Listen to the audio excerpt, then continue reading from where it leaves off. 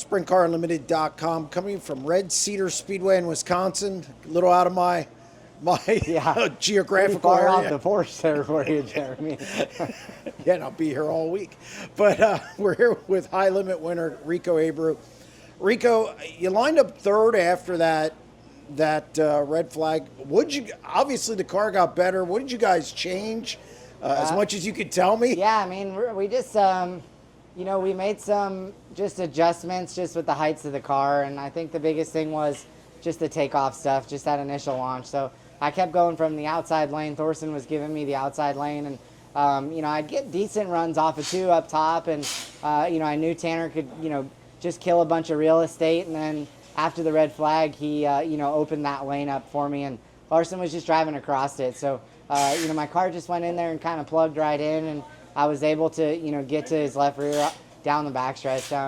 Just overall, just a race, and that track just creates such good racing because of the two lanes, and the width of it got really slick down the straightaway, so you had to pedal it. I really had to be disciplined with, my throttle pedal because it would just pick my right rear corner up, Ricky and I talk about that a lot.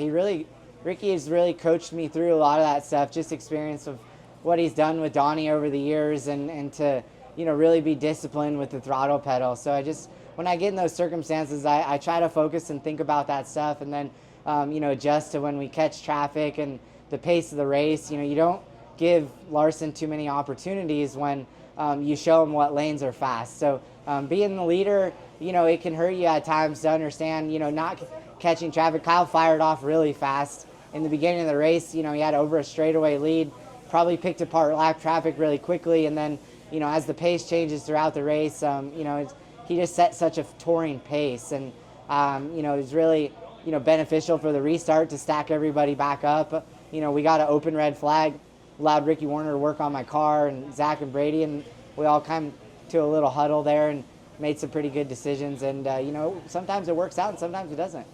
Well, it worked out tonight. You ended up getting a 2.9 second lead there, and then all of a sudden he was able to trim it down. Yeah. I mean, did you know how close he was the last yeah, 3 or 4 definitely. laps? I could hear the 57 coming, so I've dealt with that a few times this year, and you just have to really stay focused on hitting your marks, understanding the lanes of the race, and picking lap cars, using them as picks, where he couldn't, beat you to the center, or if, you didn't get a good enough launch, you could shorten the corner up. So I was just watching the pace of lap traffic, and, I caught the 5 there, the lap in the back of my car got pretty high, and, that 14 laps, or 10 laps to go there, you're just flogging the thing around there, and, creating a bunch of heat in the tires, running around the top. I probably could have, early the last 10 there, ran a pace around the bottom in 1 and 2, and kept my tires a little bit cooler and more secure into the track. And I just, I just know how hard them guys run, and to be able to keep up, you have to run that hard. I asked Kyle this. You've raced with Kyle so many times. He's beaten you late in the race, and you've done it to him a few times of late the last year or so.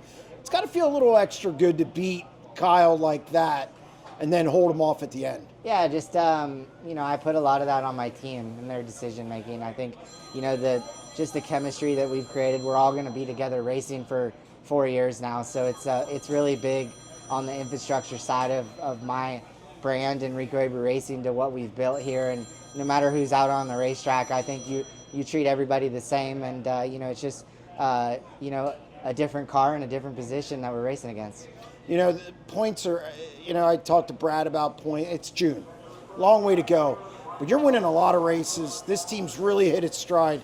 You got to be pleased where you're at, and the fact that everything's so tight at the top, in the top 5 in the high limit points. Yeah, it makes it really exciting to follow for a fan when the points are really crunched like that, and it just shows how competitive high limits has been, and the series has so much depth, and I'm excited to continue just to grind with my team, and you look at the big picture of this whole thing and the consistency, and some nights we're going to win, and some nights we're going to struggle. So it's I feel like the last 2 weeks we've been off a little bit, and we just went back to the shop and worked through things, and just worked on the balance of our car and what we can do different to get it to feel better for me. And it's just it all starts with the belief my team has in me and the belief I have in them.